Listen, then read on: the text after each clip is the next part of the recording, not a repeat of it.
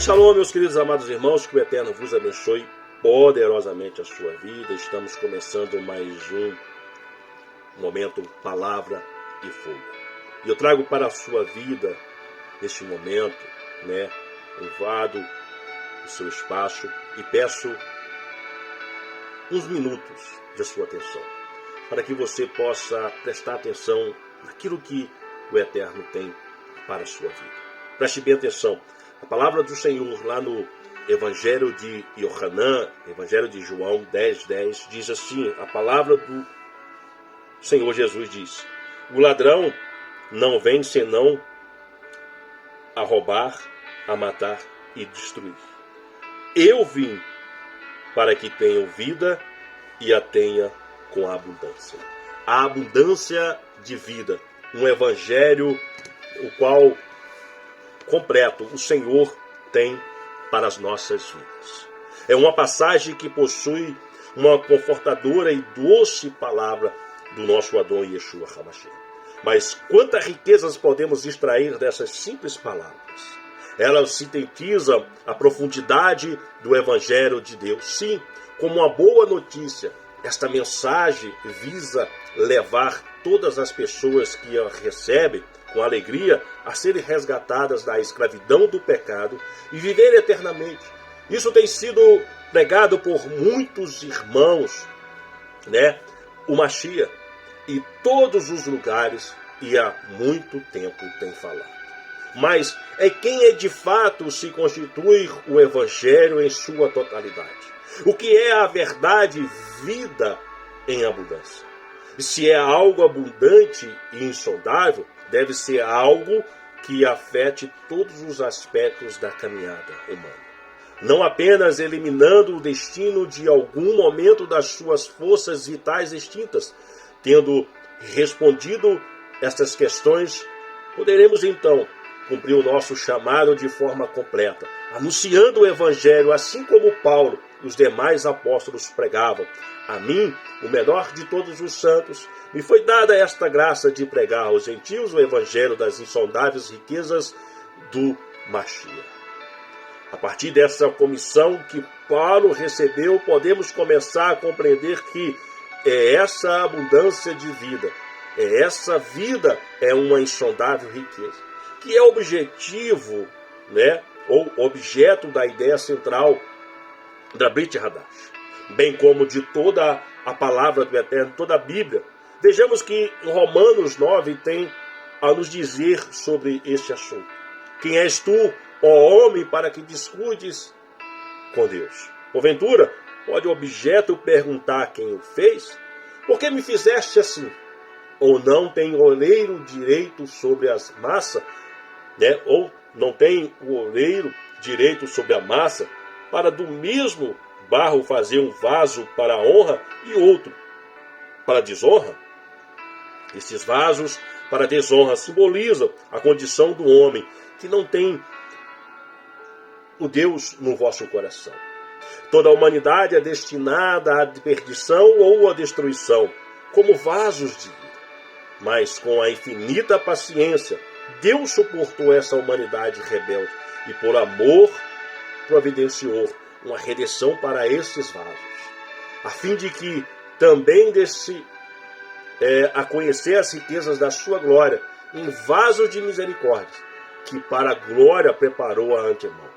E o desejo de Deus é que o homem reconheça a sua condição caída e desprovável e que depende totalmente da misericórdia do Deus. Assim, os vasos que estavam destinados à destruição são resgatados para servir a Deus e viver eternamente. Mas o importante é que esses vasos não são salvos simplesmente para não serem destruídos, mas para serem cheios. Cheios de quê? Das riquezas da glória do Eterno. Se prosseguimos a nossa leitura no Romanos, no desenvolvimento deste contexto, no capítulo próximo, chegaremos ao famoso se com tua boca confessares. Romanos 10:9, se com tua boca confessares. Assim, veremos como esta riqueza está intimamente relacionada à salvação dos pecadores, mas não se limita somente a isso. Porque nós temos que confessar não somente da boca para fora, mas de todo o nosso coração, de todo o nosso entendimento, de todos os nossos recursos, de todas as nossas forças, possamos, aliás, confessar, né, com todo o nosso entendimento. Porque nos versículos à frente lemos, uma vez que o mesmo é o Deus de todos, ricos para com todos os que invocam. Agora, mais uma vez, batemos de frente com estas insondáveis riquezas do Machia. Está ficando cada vez mais claro que a salvação dos pecadores não possui um fim em si mesmo, mas é para a vontade do Eterno de fazer conhecer, ou seja, demonstrar, declarar, tornar notórias as riquezas da sua glória em vasos salvos por misericórdias e não por mérito próprio. Assim nenhum homem terá de se gloriar. Primeiro, vimos que o vaso é salvo. Depois, ele é preenchido pelas riquezas de Deus. Isso é princípio básico desse rico e maravilhoso evangelho. Até o momento, estas insondáveis riquezas ainda não são um mistério para nós, mas elas estão presentes, reveladas em todo a Brit Hadasha, o Novo Testamento. Porque nós somos salvos, mas nós precisamos encher desse vazio que ainda está sobre nós. Deus, em sua finita misericórdia, Ele nos salva, nos resgata do pecado, tira-nos do lamaçal, nos purifica, nos lava, nos dá-nos vestes novas. Mas precisamos também nos encher, nos fortalecer, nos santificar, temos um renovo para que nós não possamos voltar para o mesmo lugar. Porque, como diz aquele ditado, saco vazio não para em pé. Nós temos que nos encher.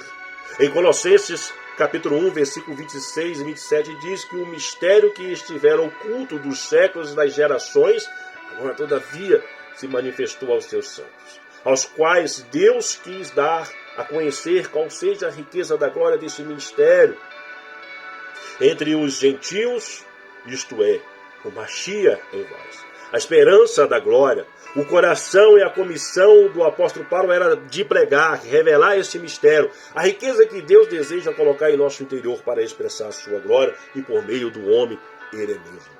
Preste bem atenção, esse mistério estava oculto para as nações, mas ele foi revelado desde o Monte Sinai, revelado ao povo.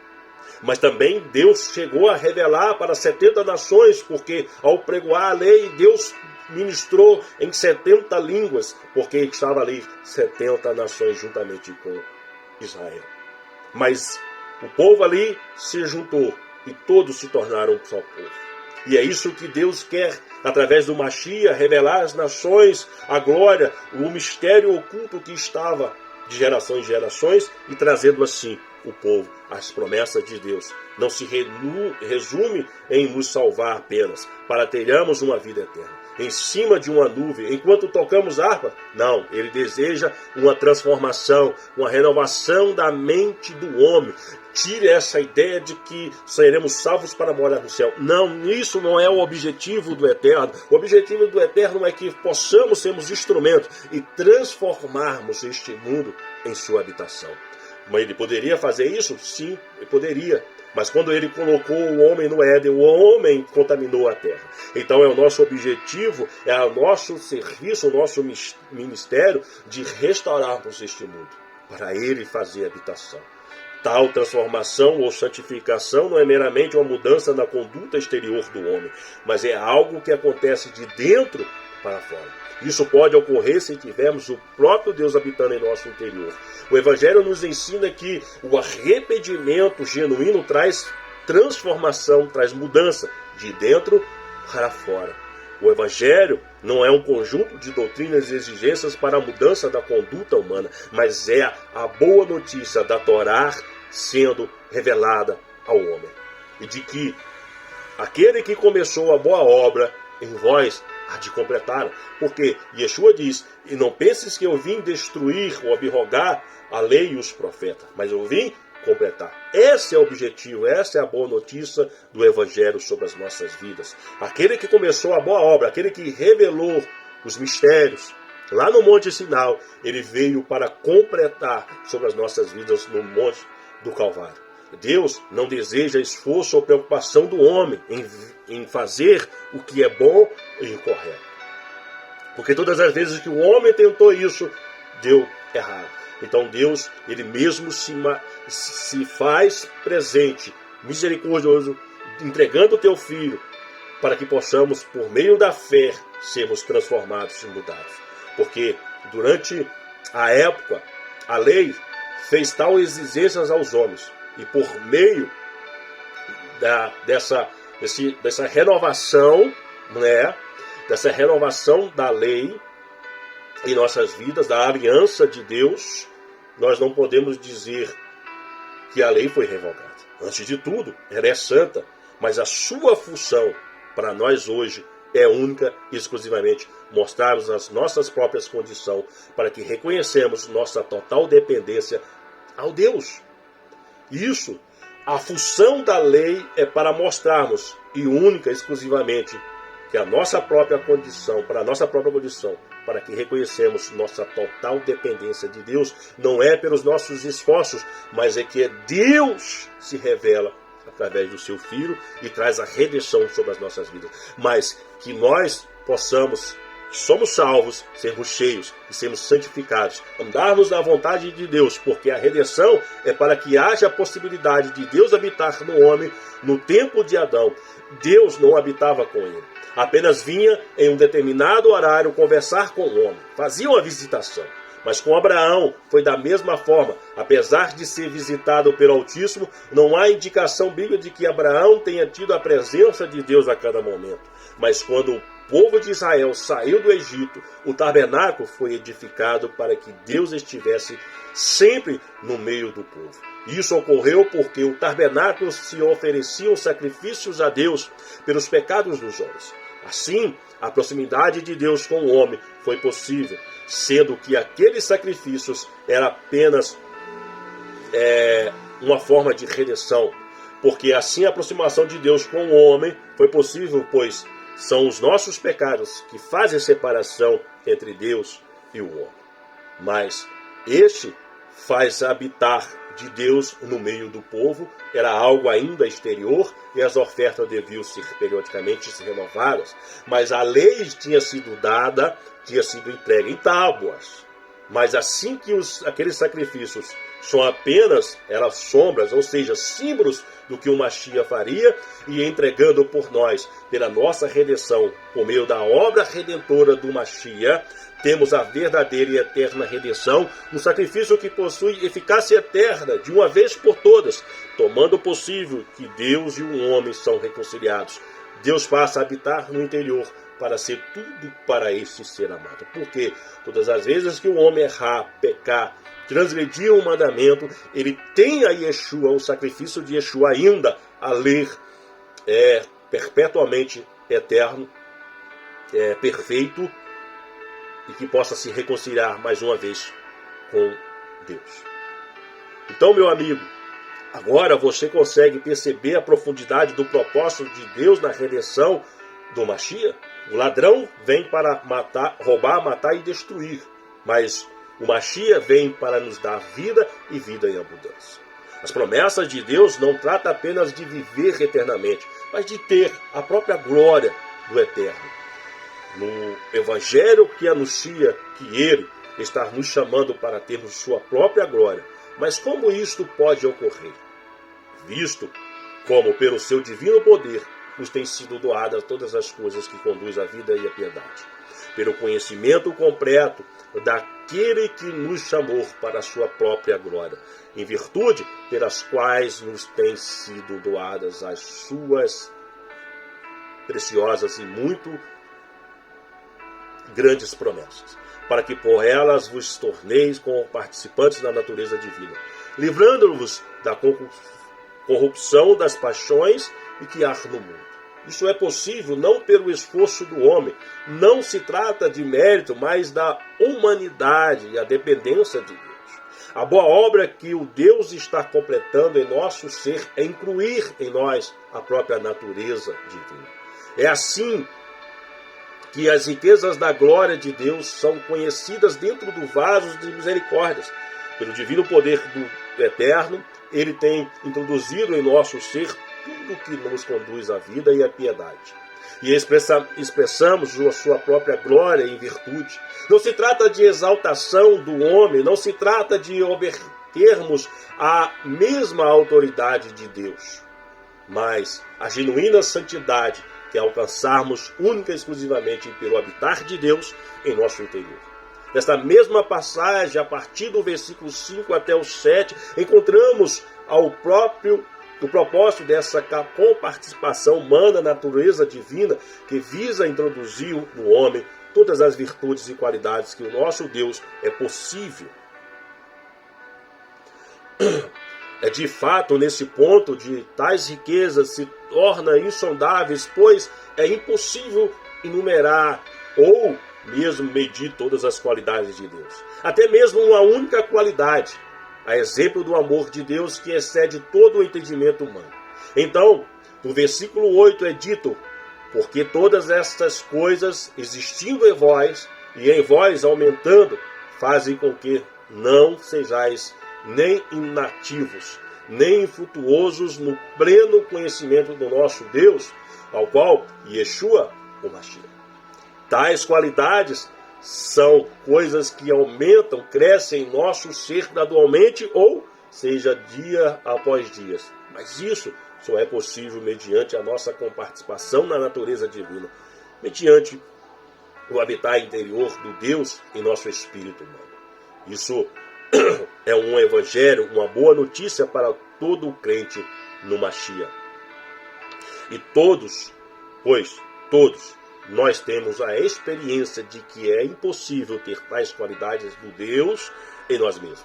Mas é esta obra que ele vai completar na vida dos seus filhos. Porque o seu propósito para o homem é torná-lo semelhante a si mesmo. Para isso ele vem habitar em nosso interior, para que um dia ele mesmo se expresse, se manifeste por meio do nosso ser. Esta promessa de Deus foi profetizada pelo apóstolo João em sua primeira epístola, no capítulo 3, versículo 2. Amados, agora somos filhos de Deus, e ainda não se manifestou o que haveremos de ser. Sabemos que quando ele se manifestar, seremos semelhantes a ele, porque haveremos de vê-lo como ele é. Aleluia! Assim podemos perceber que essa vida em abundância que recebemos de Deus, essas insondáveis riquezas do Mashiach, são na verdade o próprio Deus em nós. Ele mesmo se entregou à morte, para que pelo poder da ressurreição fôssemos restaurados para o mesmo propósito pelo qual Adão foi criado. Meu amigo, você conhece algo sobre o significado e a origem do nome de Adão? No hebraico, que foi escrito o Tanar, a palavra Adão é a mesma palavra traduzida por homem. Essa palavra define tanto a pessoa única de Adão quanto a própria espécie da criatura. Adão, ou homem em hebraico, é Adão. E a interpretação comum é que esta palavra significa literalmente terra ou barro vermelho. Mas a palavra hebraica para terra ou barro vermelho é Adam, ou Adamar, que, lógico, originou Adão. Isso está ligado ao fato do homem ter sido criado do pó da terra. Mas, por outro lado, a divisão da palavra Adão mostra outra natureza. Podemos dividir em dois radicais. O primeiro, já que em hebraico se escreve da direita para a esquerda, a letra Aleph, que na tradição judaica é dita como uma das letras que representam o nome de Deus. O segundo radical, que é a sílaba Dan, que significa sangue. Seguindo esta linha de raciocínio, poderemos concluir que o homem foi feito com o sangue de Deus. Isto está relacionado ao fato de o homem ter sido criado à imagem de Deus conforme a sua semelhança. Assim, o homem foi criado de forma totalmente diferente de todo o restante da criação. Recebemos a honra de termos sido criados segundo duas naturezas, uma terrena, o pó da terra, e a outra divina, para vivermos em união com Deus através do sangue de Deus. O fôlego de vida soprado nas narinas do boneco de barro não é meramente capacidade de viver, porque a palavra traduzida por fôlego de vida em Bereshit, no capítulo 2, versículo 7, é a mesma palavra traduzida em Provérbios como espírito do homem. Então, de acordo com 1 Coríntios capítulo 6, 17, o espírito humano é o meio pelo qual o homem pode ser unido ao Espírito de Deus. Claro, nunca teremos participação na pessoa de Deus, nem nos tornaremos a mesma pessoa como a casa dele. Somos transformados e ele poderá expressar-se plenamente por meio de nós. Não é que ele vai nos fazer entrar em um estado de possessão santa como o Espírito do Santo, ou nos controlar como se fosse um meio de um controle remoto. Mas a sua vida inundará todo o nosso ser, restaurando toda a nossa mente de acordo com a mente do Mashiach, e é por esta razão que Yeshua disse que a procura do Pai era por aqueles que o adorem em espírito, porque é por meio do espírito humano que Deus entra em união com o homem. Quando o homem caiu, Deus disse: eis que o homem se tornou como um de nós, conhecedor do bem e do mal. Assim, que não estenda a mão, se tome também da árvore da vida, e coma e viva também eternamente. Você tem alguma dúvida de que Deus queria que o homem tivesse tal discernimento do bem e do mal? O problema é que ao comer do fruto da árvore errada, esta capacidade foi introduzida no homem de forma independente de Deus.